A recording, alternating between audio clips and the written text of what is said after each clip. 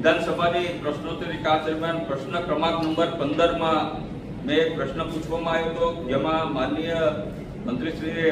મને જવાબ આપવામાં આવ્યો છે કે ભાઈ તારીખ 31/12/2025 ની સ્થિતિએ બોટાદ જિલ્લાની અંદર તાલુકાવાર કુલ કેટલી ગ્રામ પંચાયતો જર્જરિત છે, ઉક્ત છેલ્લા 2 વર્ષની અંદર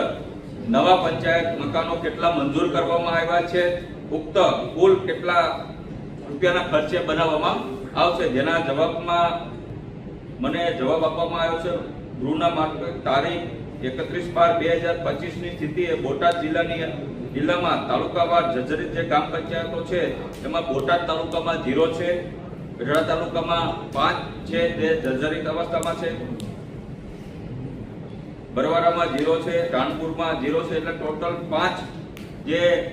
ગ્રામ પંચાયત એટલે કે તાલુકા પંચાયતના મકાનો છે જે જર્જરિત અવસ્થામાં છે, અને સાથોસાથ જે નવા બનાવવાના છે જેની અંદર બોટાદ તાલુકાના 17 ગામોમાં ગ્રામ પંચાયતના નવા બિલ્ડિંગ નવી ડિઝાઇન મુજબ બનાવવામાં આવશે,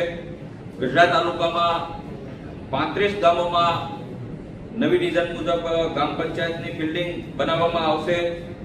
બરવારામાં 4 ગ્રામ પંચાયતની નવી ડિઝાઇન મુજબ બનાવવામાં આવશે, અને રાણપુરમાં